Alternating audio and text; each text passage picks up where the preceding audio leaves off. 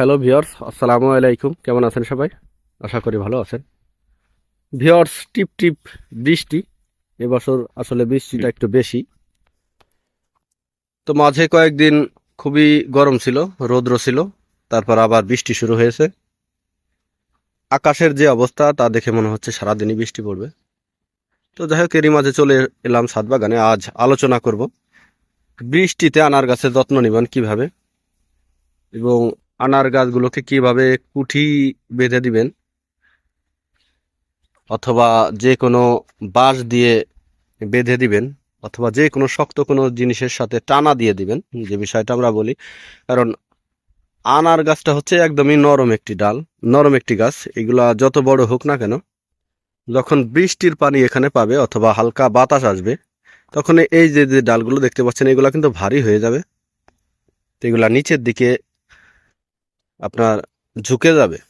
তো তখন আপনারা কি করতে পারেন, এই যে দেখতে পাচ্ছেন আমি কিন্তু এই বৃষ্টির ভিতরেই এই ড্রামগুলোতে বাঁশের কুঠি দিয়ে বেঁধে দিয়েছি। আপনারা চাইলে তিন পাশে গাছ যখন বড় হবে, ফলন নেবেন, তখন কিন্তু গাছটি আরো ভারী হয়ে যাবে।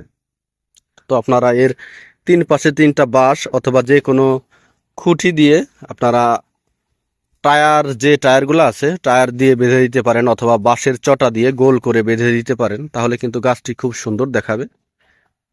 আর বৃষ্টিতে হেলে পড়লে ওই আপনার যে গোল বৃত্তটা থাকবে টায়ার অথবা বাঁশের যে চটা দিয়ে তৈরি করবেন, ওই ভিতরেই থাকবে।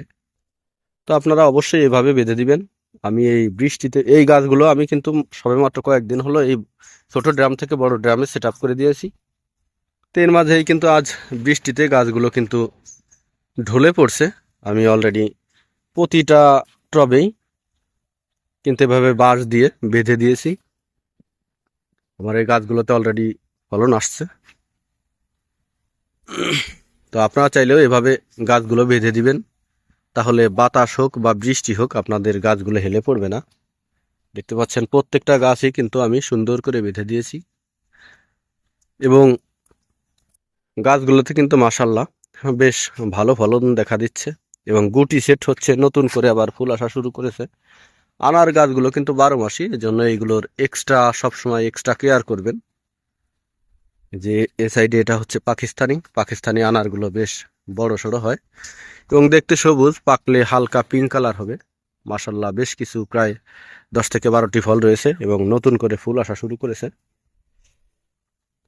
এই গাছগুলোকে আমি এসব ছোট ড্রামে রোপণ করেছিলাম। এখন ফলন নেওয়ার উপযোগী সময়, তাই এগুলোকে এই যে নতুন করে ড্রাম সেট করা শুরু করেছি। এই প্রত্যেকটা গাছই আমি এখন এই হাফ ড্রামে সেট আপ করে দিব। কারণ এই ছোট ড্রামে কিন্তু এখন আর থাকার মতো উপযোগী এই গাছগুলো নেই।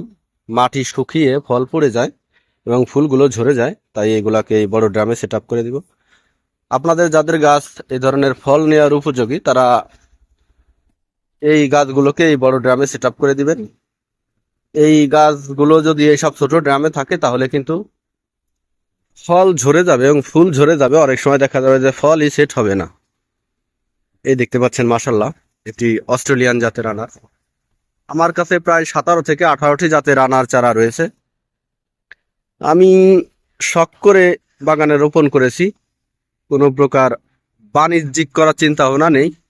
তো এবছর হয়নি, আগামী বছর ইনশাল্লাহ কম বেশি কলম করব। তো যাদের কলম প্রয়োজন তারা অবশ্যই কমেন্ট করবেন। তো আসলে বিক্রির জন্য নয়, শুভাকাঙ্ক্ষী যারা তাদেরকে দুই একটা ফ্রিতে দিতে পারলে নিজেদের কাছেও ভালো লাগবে। আর বিক্রি করার ইচ্ছাও আমার নেই, শখ করে সংগ্রহ করেছিলাম। আমি চাই এটা সবার কাছে ছড়িয়ে পড়ুক। তো ভিউয়ার্স, আজ এ পর্যন্তই। আপনারা চাইলেও আপনাদের গাছগুলোকে এভাবে কুঠি দিয়ে বেঁধে দিতে পারেন, এবং পরবর্তী ভিডিও পেতে অবশ্যই চ্যানেলটি সাবস্ক্রাইব করবেন। ধন্যবাদ সবাইকে, ভালো থাকবেন সবাই।